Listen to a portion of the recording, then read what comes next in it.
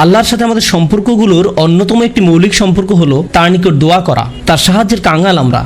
আমাদের ধর্মীয় ক্ষেত্রে তার সাহায্য দরকার, হেদায়েত পাওয়ার ক্ষেত্রে তার সাহায্য দরকার, সত্য পথের উপর টিকে থাকার জন্য, অসৎ পথ থেকে দূরে থাকার জন্য, তার ক্ষমা পাওয়ার জন্য আমাদের তার সাহায্য দরকার, তার সহায়তা দরকার আধ্যাত্মিক ক্ষেত্রে আমাদের ঈমানের জন্য। এছাড়াও জীবন পরিচালনার সকল ক্ষেত্রে আমরা তার সাহায্যের মুখাপেক্ষী। আমাদের পারিবারিক বিষয়ে তার সাহায্য দরকার, অর্থনৈতিক ক্ষেত্রে তার সাহায্য প্রয়োজন আমাদের। আপনাদের মাঝে অনেকেই এমন আছেন যারা ভয়ঙ্কর অর্থনৈতিক সমস্যায় নিমজ্জিত। কেউ আপনার সমস্যার কথা বুঝে না, একমাত্র আল্লাহ এবং আপনি ছাড়া আর কেউ বুঝে না। আপনি আপনার সমস্যার কথা কাউকে বোঝাতে ব্যর্থ হয়েছেন, তারা বুঝে না। একমাত্র আল্লাহ ছাড়া আর কেউ জানে না আপনি কি মুসিবতে জীবন অতিবাহিত করছেন। আমাদের সকলেরই কোনো না কোনো সমস্যা রয়েছে। আল্লাহ নিজেই দুনিয়ার জীবনের এই বাস্তবতার কথা কোরআনে উল্লেখ করেছেন। তিনি বলেন, লাকাদ খলাকনাল ইনসানা ফি কাবাদ, নিশ্চয়ই আমি মানুষকে শ্রম নির্ভর রূপে সৃষ্টি করেছি। হয় আপনি মানসিকভাবে পরিশ্রান্ত, না হয় ইমোশনালি আপনি ক্লান্ত। অতিরিক্ত কাজের চাপে আপনি পরিশ্রান্ত, শারীরিকভাবে আপনি ক্লান্ত, স্বাস্থ্যগত দিক দিয়ে আপনি পরিশ্রান্ত, বয়সের ভারে আপনি ক্লান্ত। আপনার সমস্যা থেকে বের হয়ে আসার জন্য অনেক সমাধান খুঁজছেন, কিন্তু কিছুই কাজ করছে না। এভাবে আপনার সৃজনশীলতাও একসময় নষ্ট হয়ে যায়। আমরা সবসময় পরিশ্রান্ত জীবনযাপন করছি, আমরা প্রতিনিয়ত কোনো না কোনো সমস্যায় জর্জরিত। এই সমস্যাগুলো আমাদের চিন্তা শক্তির বেশিরভাগ অংশ দখল করে রাখে। অনেক সময় ইতিবাচক চিন্তা করার জন্য নিজের উপর জোর খাটাতে হয়, কারণ আপনি যদি জোর করে ইতিবাচক চিন্তা না করেন, তাহলে নেতিবাচক চিন্তাগুলো সবসময় এসে আপনার মাথায় জড়ো হয়ে থাকে। সব সমস্যা যেগুলো সমাধান দরকার, এগুলো নিয়েই আমরা সবসময় চিন্তামগ্ন থাকি। আল্লাহর সাথে আমাদের সম্পর্কগুলোর একটি হলো আমরা যেন আমাদের সমস্যাগুলো সমাধানের জন্য তার নিকট দোয়া করতে পারি। আমাদের যা যা দরকার আমরা যেন সেটা তার নিকট চাইতে পারি। তো আজ আমি যে বিষয়টি নিয়ে কথা বলতে চাই, এমন একটি সিক্রেট উপাদান যার মাধ্যমে আমরা আল্লাহর নিকট যা ইচ্ছা তাই চাওয়ার সামর্থ্য অর্জন করতে পারি। আমরা সবাই বিভিন্ন জিনিস আল্লাহর কাছে চাই, আর সেটা হতে পারে আল্লাহ এবং বান্দার মাঝে একান্ত গোপন কোনো ব্যাপার। আপনি যদি আসলেই আল্লাহর নিকট থেকে আপনার দোয়ার উত্তর আশা করেন, তাহলে কিছু শর্ত আগে পূরণ করতে হবে। আর তার মাঝে অন্যতম একটি গুরুত্বপূর্ণ ব্যাপার যা কোরআনের সর্বত্র বিশেষ জোর দেওয়া হয়েছে, তা হলো আমাকে এবং আপনাকে সবার আগে আল্লাহর নিকট নিঃশর্ত ক্ষমা চাইতে হবে। তার নিকট কোনো কিছু চাওয়ার পূর্বে আপনাকে ক্ষমা চাইতে হবে। আপনাকে ক্ষমা চাইতে হবে। আপনার যে প্রয়োজনগুলো আছে সেগুলো চাওয়ার পূর্বে আমাদেরকে আল্লাহর নিকট পরিপূর্ণ আন্তরিকতার সাথে ক্ষমা চাইতে হবে। এটা শোনার পর আপনি হয়তো জিজ্ঞেস করতে পারেন, ক্ষমা চাওয়ার জন্য কোন দোয়া পড়তে হবে, বা ক্ষমা চাওয়ার জন্য শ্রেষ্ঠ দোয়া কোনটি? মানুষ বিভিন্ন অকেশনে বিভিন্ন রকমের দোয়া পড়ে। যেমন কোনো সন্তান সম্ভব বা মা এসে জিজ্ঞেস করে, কিছুদিনের মধ্যে আমার বাচ্চা হবে, এখন আমার বাচ্চার জন্য কোন দোয়াটি আমি পড়তে পারি? অথবা কেউ একজন এসে বলতে পারে যে আমি চাকরির ইন্টারভিউ দিতে যাচ্ছি, কোন দোয়াটি আমি এখন পড়তে পারি? আমাকে বিশেষ বিশেষ সময় উপলক্ষে বিশেষ বিশেষ দোয়া প্রদান করুন। আমি আপনাদের বলছি, বিশেষ সময়ের ওই দোয়াগুলো অবশ্যই গুরুত্বপূর্ণ, কারণ সেগুলো পবিত্র এবং আল্লাহর কাছ থেকে অবতীর্ণ। কিন্তু সকল সমস্যার ক্ষেত্রে কমন দোয়া হলো, যে একটি দোয়া আপনার সকল সমস্যা দূর করবে, তা হলো সত্যিকার অর্থে আল্লাহর নিকট ক্ষমা প্রার্থনা করা। নূহ আলাইহিস সালাম তার জাতিকে আল্লাহর নিকট ডেকেছিলেন 900 বছরেরও বেশি সময় ধরে। তিনি তাদের নিকট অবিরাম দাওয়াত দিয়ে গেছেন।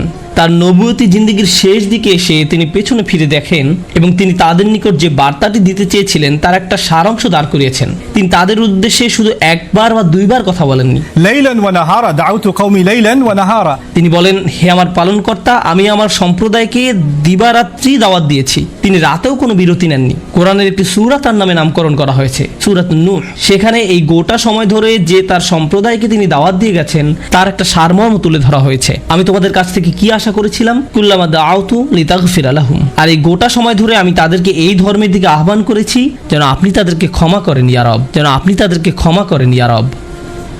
আমি ঠিক এই কথাগুলো তাদের বারবার বলেছি। ফাকুলতু ইস্তিগফারু রাব্বাকুম, অতঃপর বলেছি তোমরা তোমাদের পালনকর্তার ক্ষমা প্রার্থনা করো। ইন্নাহু কানা গফফারা, নিশ্চয়ই আল্লাহ হলেন এমন সত্তা যিনি বারবার ক্ষমা করতে থাকেন। এরপর তিনি যা বলছেন তা খুবই অসাধারণ। আমি চাই আপনারা এই বিষয়টা উপলব্ধি করুন যে তিনি কোন ধরনের মানুষগুলোর উদ্দেশ্যে কথা বলছিলেন। তিনি ইতিহাসের অন্যতম খারাপ একটা সম্প্রদায়ের উদ্দেশ্যে কথা বলছিলেন।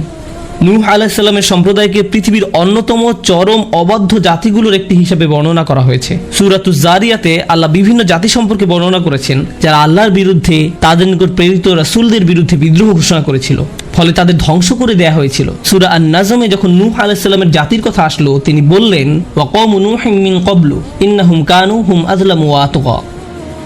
আর পূর্বে নূহের কওমকেও, নিশ্চয়ই তারা ছিল অতিশয় জালিম এবং চরম অবাধ্য। বিষয়টা যৌক্তিক মনে হয়। অন্য সকল নবীর মতো শুধু এক প্রজন্মের জন্য তাদের নবী ছিলেন না, প্রতি শতাব্দীতে 3-4 প্রজন্ম মানুষের জন্য শতাব্দীর পর শতাব্দী ধরে তাদের একজন নবী ছিল। প্রতি 20 বছর পর পর নতুন নতুন প্রজন্মের আবির্ভাব ঘটে। আর নূহ আলাইহিস সালাম এটা দেখেছিলেন শতাব্দীর পর শতাব্দী ধরে। প্রতি 20 বছর পর পর নতুন নতুন প্রজন্মের আবির্ভাব ঘটে। তিনি 40 থেকে 50 প্রজন্মের মানুষদের দেখেছিলেন, আর তারা সবাই তাকে প্রত্যাখ্যান করেছিল। আর তিনি সকল প্রজন্মকে একই দাওয়াত দিয়ে যাচ্ছিলেন। একটি উদ্দেশ্যকে সামনে রেখে আমি এই বিষয়টির উপর আলোকপাত করছি। তিনি চরম অবাধ্য এক জাতির উদ্দেশ্যে কথা বলছিলেন। তাদের নিকট তিনি কি প্রস্তাব তুলে ধরেন? তিনি বলেন, ইস্তিগফারু রাব্বাকুম, তোমাদের রবের ক্ষমা প্রার্থনা করো, ইন্নাহু কানা গফফারা। তোমরা বারবার আল্লাহর অবাধ্যতা করছিলে, তিনি বারবার ক্ষমা করতে থাকেন। তোমরা বারবার আল্লাহর অবাধ্যতা করছিলে, আল্লাহ বারবার ক্ষমা করতে থাকেন।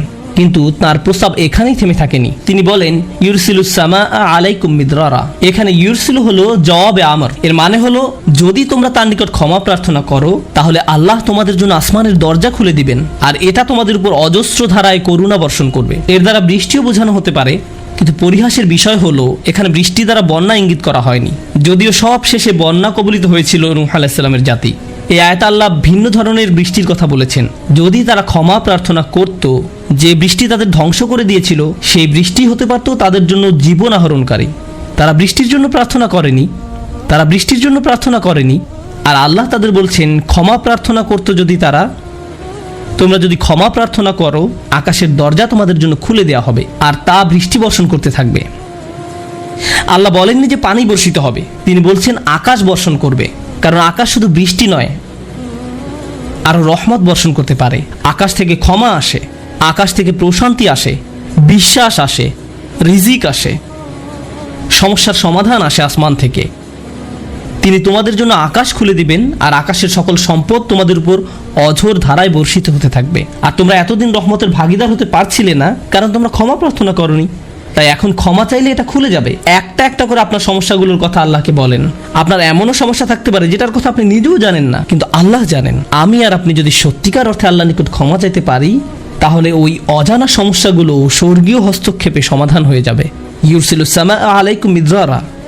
আল্লাহ সুবহানাহু ওয়া তাআলা এখানেই থেমে যাননি। আপনি কার জন্য ক্ষমা চাচ্ছেন? আপনার নিজের জন্য। ইস্তাগফিরু রাব্বাকুম, তোমরা নিজেদের জন্য ক্ষমা প্রার্থনা করো। আল্লাহ বলেন, ওয়ায়ুমদিদকুম বিআমওয়ালিন ওয়া বানিনা, তোমাদের ধন সম্পদ, তোমাদের সন্তান সন্ততি বাড়িয়ে দেওয়া হবে। তিনি ধন সম্পদ এবং সন্তান সন্ততি দিয়ে তোমাদের ঐতিহ্যকে সমৃদ্ধ করে দিবেন। এমন সম্পদ নয় যা আপনাকে আল্লাহর কাছ থেকে দূরে সরিয়ে দিবে, কারণ এই টাকা দেওয়ার কথা এসেছে আপনার ক্ষমা চাওয়ার প্রেক্ষাপটে। তিনি আপনাকে ভালো অর্থ দিবেন যা আপনার জন্য দুনিয়াতে এবং পরকালে কল্যাণ নিয়ে আসবে। তিনি আপনাদের ভালো সন্তান দান করবেন, যারা আপনার জীবিত থাকা অবস্থায় ভালো কাজ করবে, তারা আপনাদের সম্মান করবে, ভালোবাসা দেখাবে, আনুগত্য করবে, আপনি তাদের দেখে গর্বিত হবেন। এমনকি আপনি এই দুনিয়া ছেড়ে চলে গেলেও তারা ভালো কাজ করতে থাকবে, যা সাদাকায়ে জারিয়া হিসাবে আপনার আমলনামায় এসে যোগ হবে। আল্লাহ আপনাকে এই সব কিছু দান করবেন। প্রসঙ্গত এই দুই শব্দ, অর্থ এবং সন্তান সন্ততি, ইন্নাহুম আসাউনি ওয়াত্তাবাউ মান লাম ইয়াজিদহু মালুহু ওয়া ওয়ালাদুহু ইল্লা খাসারা। আমার সম্প্রদায় আমাকে অমান্য করেছে আর অনুসরণ করেছে এমন লোককে যার অর্থ ও সন্তান সন্ততি কেবল তার ক্ষতি বৃদ্ধি করেছে। কিন্তু আপনার ক্ষমা চাওয়ার পরে আল্লাহর পক্ষ থেকে যে ধন সম্পদ এবং সন্তান সন্ততি আসে, তা আপনার জন্য শুধু কল্যাণই নিয়ে আসে। একই ধন সম্পদ এবং সন্তান সন্ততি, পার্থক্য হলো এখন তাদের উপর আল্লাহর ক্ষমা ও রহমত রয়েছে। বিষয়টা এমন যেন তারা দূষিত হয়ে গিয়েছে, যতক্ষণ না আল্লাহ তার ক্ষমার মাধ্যমে তাদের পরিশুদ্ধ করেন। আল্লাহর নিকট ক্ষমা প্রার্থনা করলে কত শত পথ আপনার জন্য খুলে যাবে। আসমানের দরজা আপনার জন্য এমনভাবে খুলে যাবে যে আপনি কল্পনাও করতে পারবেন না। আপনি সবকিছু আরো ভালোভাবে বুঝতে পারবেন। আপনার ব্যক্তিগত সমস্যাগুলো দূর হতে শুরু করবে। উদাহরণস্বরূপ রাগের কথা ধরা যাক। রাগ হওয়া থেকে মুক্তি পাওয়া আসলেই অনেক কঠিন।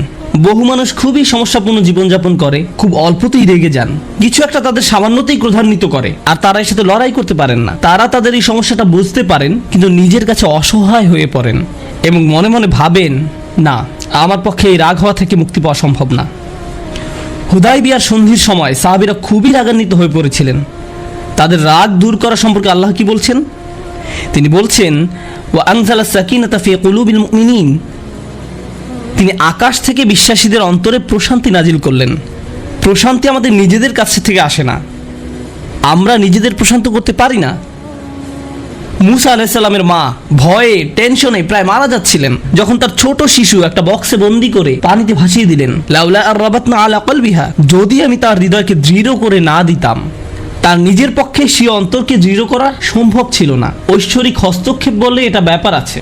আল্লাহ তার অন্তরকে দৃঢ় করেছিলেন, যা আমাদেরকে আমাদের ব্যক্তিগত দুর্বলতা এবং প্রবণতা থেকে সুস্থ হতে সাহায্য করে। কিছু কিছু মানুষ অশ্লীলতার প্রতি খুবই আকৃষ্ট হয়ে পড়ে, কেউ কেউ ক্রোধ নিয়ন্ত্রণ করতে পারে না, আবার কেউ কেউ মারাত্মক লোভী, সবসময় শুধু টাকা পয়সা নিয়ে চিন্তামগ্ন থাকে।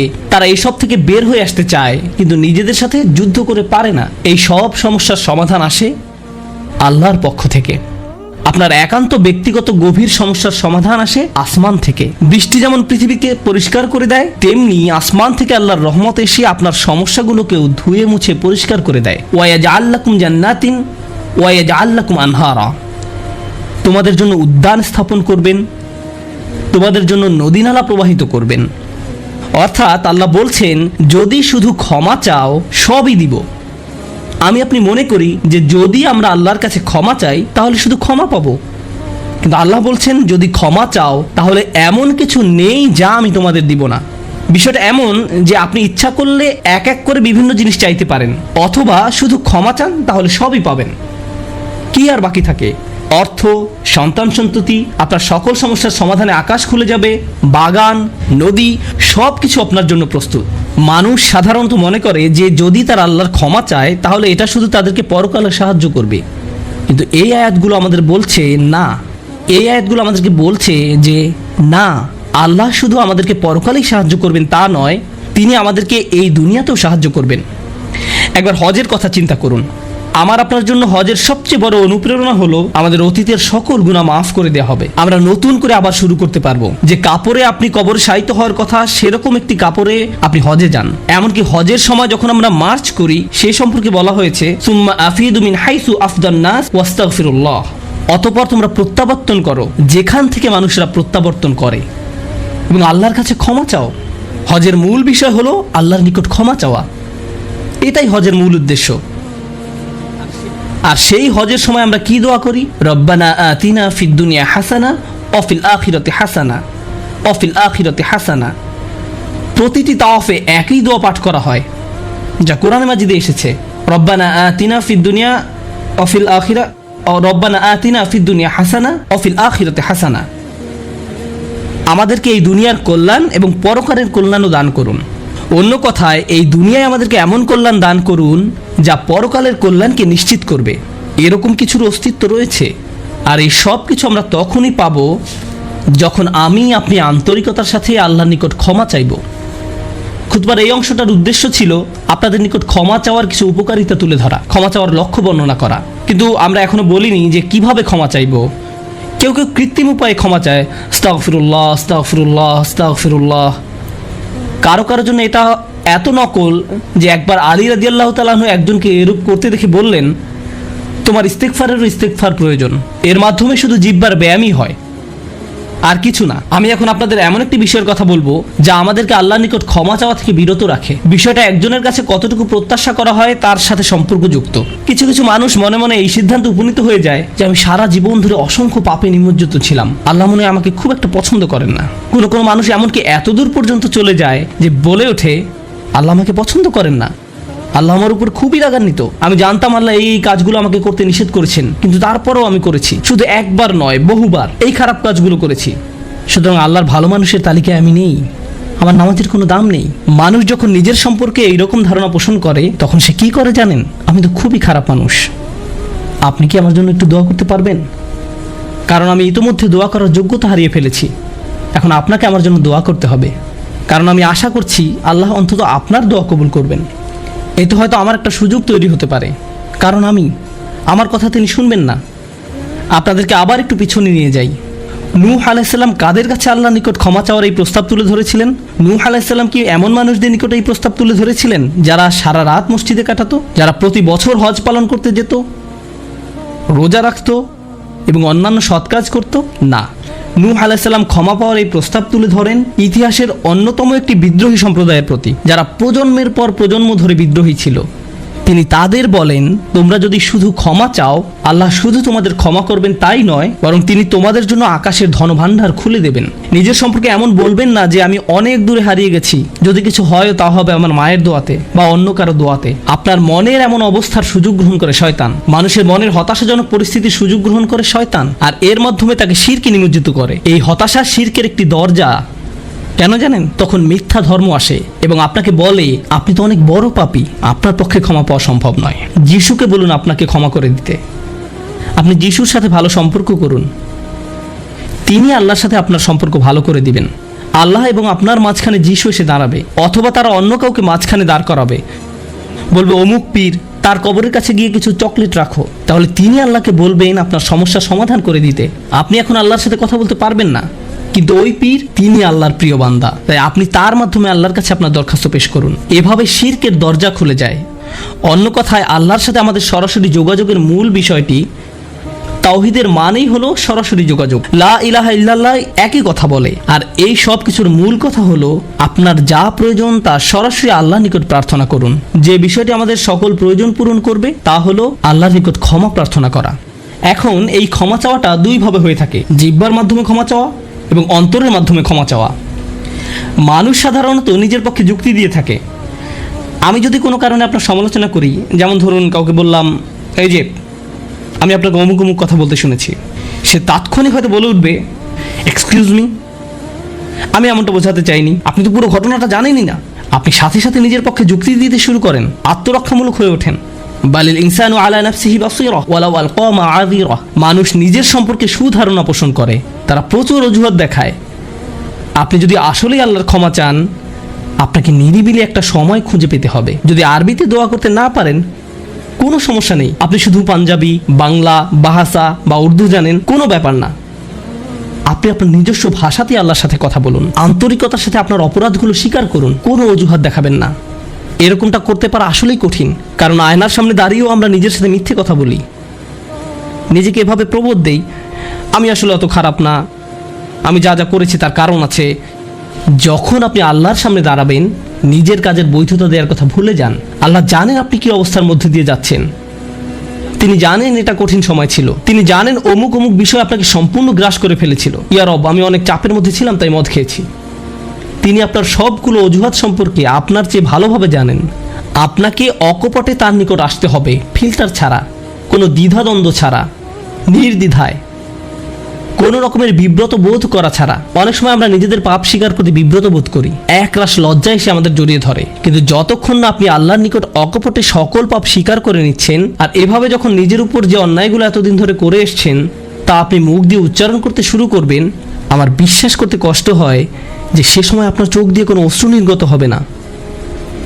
একজন মানুষের পক্ষে এটা অসম্ভব যে সে আল্লাহর সামনে এভাবে নিজেকে খোলাখুলি উপস্থাপন করবে আর তার চোখ দিয়ে কোনো অশ্রু বের হবে না, কারণ এটা দুর্বলতা প্রকাশের সময়। দুনিয়ার সামনে আমরা সাধারণত নিজেকে শক্তিশালী, আত্মবিশ্বাসী এবং দিব্যি সুস্থ হিসাবে উপস্থাপন করি। সবাই আমাদের দেখে মনে করে সবকিছু ঠিক আছে, কিন্তু ভেতরে ভেতরে যে আমি বহু সমস্যায় জর্জরিত তা একমাত্র আল্লাহ জানেন।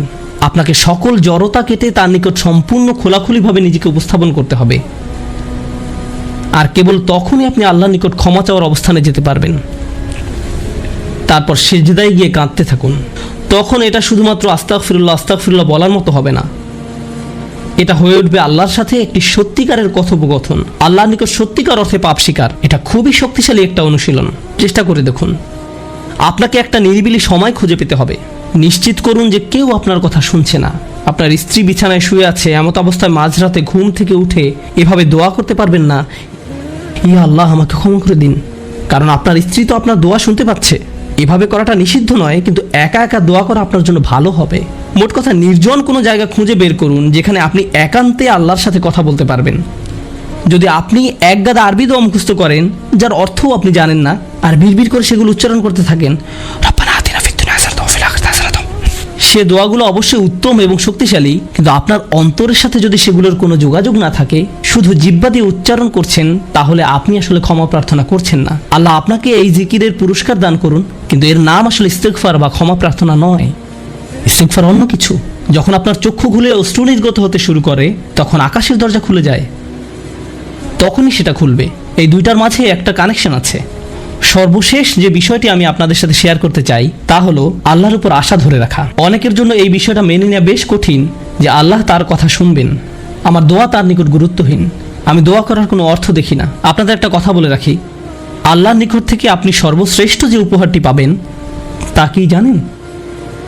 ক্ষমা। এটাই সর্বশ্রেষ্ঠ উপহার। আপনি এটার মূল্য উপলব্ধি করুন আর নাই করুন, আর যা কিছু আল্লাহ আপনাকে দিবেন বলেছেন এর সবই অতিরিক্ত। আপনাদেরকে একটা উদাহরণ দিই। আমার অনেকগুলো সন্তান আছে। ধরুন আমার এক সন্তানের উপর আমি খুবই অসন্তুষ্ট, সে কোনো একটা অন্যায় করেছে, আমি খুবই রাগান্বিত হয়ে আছি, আমার বিশ্বাস করতে কষ্ট হয় যে তুমি এটা করেছো। এভাবে আমি তাকে কিছুটা বকাঝকা করলাম, তোমার এটা বলা উচিত হয়নি, তোমার এটা করা উচিত হয়নি। তারপরের দিন অন্য এক সময় আমার জন্য তার কিছু একটা করার কথা, যেমন আমার জন্য একটা কার্ড বানানোর কথা যাতে লেখা থাকবে বাবা আমি তোমাকে ভালোবাসি। সে জিনিসটা আঁকলো, কিন্তু তারপর কি মনে করে কাগজটা টুকরা টুকরা করে ময়লার বক্সে ফেলে দিল। এটা দেখে তার অন্য ভাই বলল, তুমি এটা ফেলে দিলে কেন? জবাবে সে বলল, বাবা আমার উপর খুবই রাগান্বিত, তিনি এটার প্রতি কোনো গুরুত্ব দিবেন বলে মনে হয় না। আমি যদি জানতাম যে সে বিষয়টাকে এভাবে দেখছে তাহলে আমি কি করতাম? আমি কি এভাবে বলতাম যে হ্যাঁ ফেলে দাও? না, বরং আমি আবেগে কেঁদে ফেলতাম, কিভাবে তুমি ভাবতে পারলে যে আমি তোমাকে আর ভালোবাসি না? হ্যাঁ তুমি অন্যায় করেছো, তুমি ভুল করেছো, কিন্তু তুমি এখনো আমার সন্তান। তুমি 1000 বার ভুল করলেও আমি তোমাকে ভালোবাসবো। আমাকে ওই কার্ডটি দাও, আমি সেটা ফ্রেমে বাঁধিয়ে রাখবো, ময়লার বাক্স থেকে নিয়ে গ্লাসে আটকে রাখবো, সারা জীবন ধরে যত্ন করে রাখবো। কেন? কারণ আমি আমার সন্তানদের ভালোবাসি, তারা যতই ভুল করুক না কেন, এমনকি যদি তাদের আচরণ আমাকে রাগান্বিতও করে। এটা শুধু আমি এবং আমার সন্তানদের সম্পর্ক। কিন্তু আমি আমার আর সন্তানদের নিয়ে কথা বলছি না, এই উদাহরণের মাধ্যমে আমি কথা বলছি আমার এবং আল্লাহর সম্পর্ক নিয়ে। আমি ভুল করি, আল্লাহ এমনকি আমাকে বকাঝকাও করেন না। আমি ভুল করার কারণে তিনি আমার উপর বজ্রপাত করেননি, তিনি আমাকে জাহান্নামে নিক্ষেপ করেননি, তিনি আমার হার্টবিট বন্ধ করে দেননি। যখনই আমি মিথ্যে বলি আমি বোবা হয়ে যাই না, প্রতিবার হারাম কিছু খেয়ে ফেলার কারণে আমার হাত অবশ হয়ে যায় না, হারাম কিছুর দিকে তাকানোর কারণে আমি অন্ধ হয়ে যাইনি। তিনি এখনো দিয়েই যাচ্ছেন। আর আমি কিনা চিন্তা করতে শুরু করলাম যে আল্লাহ আমাকে আর ভালোবাসেন না। আল্লাহর সাথে আমার সম্পর্ক একসময় ভালো ছিল, কিন্তু এখন যেহেতু আমি খারাপ হয়ে গিয়েছি তাই ভালোবাসাও এখন হারিয়ে গেছে। তাহলে দোয়া করার কি অর্থ আছে? মনে রাখুন, আল্লাহর মতো কেউ আপনাকে ভালোবাসে না। আমি আমার সন্তান বা পিতামাতার প্রতি যে ভালোবাসা প্রদর্শন করি তা আল্লাহ তাআলা আমার ভেতরে দিয়েছেন। আমরা এমনি এমনি কাউকে ভালোবাসতে সক্ষম নই। ভালোবাসা আল্লাহর পক্ষ থেকে একটি উপহার। যদি আল্লাহর দুইটি সৃষ্টির মাঝে ভালোবাসা এত দৃঢ় হয়, আমাদের পক্ষে কল্পনাও করা সম্ভব নয় যে আমাদের জন্য আল্লাহর ভালোবাসা কত প্রগাঢ়, যে আমাদের জন্য আল্লাহর ভালোবাসা কত গভীর। কেউ এর বিপরীত বললে তার কথায় কান দিবেন না। একমাত্র যে মনে করে আল্লাহ তাকে ঘৃণা করে, তার কোনো আর আশা নেই, সে হলো শয়তান। সে এটা বিশ্বাস করে, তার ক্ষমা চাওয়ার কোনো কারণ নেই, কারণ তার সকল আশা হারিয়ে গেছে আর সে নিজের সম্পর্কে এটা মেনে নিয়েছে। এখন আপনি যদি নিজের সম্পর্কে এরকম মনে করেন, তাহলে কার পথ আপনি অনুসরণ করছেন? একবার চিন্তা করে দেখুন। যদি আদম আলাইহিস সালাম জান্নাতে থাকা অবস্থায়, আর জান্নাতের চেয়ে উত্তম কোনো জায়গা তো আর আপনার পক্ষে থাকা সম্ভব নয়, তারপর তিনি একটি ভুল করলেন আর আল্লাহ আযজা ওয়া জাল্লা তাকে দুনিয়াতে পাঠিয়ে দিলেন। এখন আদম আলাইহিস সালাম যদি এরকম চিন্তা করতেন, আমার এত বড় একটা ডিমোশন হয়ে গেল, আমি কিভাবে আল্লাহর সাথে আবার কথা বলবো? আমি তাকে এত হতাশ করার পর কিভাবে কথা বলবো? কিন্তু আল্লাহ তাকে শিখিয়ে দিলেন কি করতে হবে, কিভাবে তার অন্তর আবার ঠিক করতে হবে। রব্বানা যালামনা আনফুসানা ওয়া ইল্লাম তাগফির লানা ওয়া তারহামনা লানাকুনান্না মিনাল খাসিরিন। জান্নাতের তুলনায় দুনিয়া তো কিছুই না। তিনি জান্নাত থেকে দুনিয়ায় এলেন, এত দূর নেমে আসা সত্ত্বেও এখনো তিনি আল্লাহর নিকটেই আছেন। এই শব্দগুলোই আল্লাহর সাথে তার সম্পর্ক আবার জুড়ে দিল। দোয়ার উপর আস্থা হারাবেন না। এত দূর নেমে আসা সত্ত্বেও এখনো তিনি আল্লাহর নিকটেই আছেন। আন্তরিকভাবে আল্লাহর কাছে কিভাবে দোয়া করবেন তার প্রস্তুতি এখনই শুরু করুন। মনে রাখুন, আল্লাহ আপনাদের সবার দোয়া শুনবেন। উজিবু দাওয়াতাদ দাঈ ইযা দান, এই ঘোষণাটি রমজান মাসের। আমি আহ্বানকারীটাকে সাড়া দেই যখন সে আমাকে ডাকে। এটা আল্লাহর অঙ্গীকার। আর আমি আপনি 1 নম্বর যে দোয়াটি করব তা হলো ক্ষমা চাওয়ার দোয়া। আল্লাহ আমাদেরকে এমন মানুষে পরিণত করুন যারা সত্যিকার অর্থে ক্ষমা চায়। আল্লাহ আমাদের অন্তরে তার নিকট ক্ষমা প্রার্থনা করার তীব্র ব্যাকুলতা তৈরি করে দিন। আল্লাহ আমাদের অন্তরকে এমন নরম করে দিন যেন আমাদের চোখ দিয়ে অশ্রু নেমে আসে। আমরা যারা তার নিকট ক্ষমা প্রার্থনা করি, আমাদের সবার জন্য আল্লাহ আজ্জা ওয়া জাল্লা তার রিজিকের দরজা খুলে দিন। সর্বশেষ একটা বিষয় মনে করিয়ে দিতে চাই যে আল্লাহ আজ্জা ওয়া জাল্লা অনেক পথভ্রষ্ট জাতিকে ধ্বংস করা থেকে বিরত থাকেন। কেন জানেন? কারণ সেখানে এমন মানুষ রয়েছে যারা আল্লাহ নিকট ক্ষমা চায়। শুধু তাদের মাঝে এমন কিছু মানুষ রয়েছে যারা এখনও আল্লাহ নিকট ক্ষমা প্রার্থনা করে। তাদের কারণেই আল্লাহ গোটা জাতিকে আর ধ্বংস করেন না। ইস্তেগফার করা মানুষে পরিণত হন। আল্লাহ আমাদের সবাইকে রক্ষা করুন।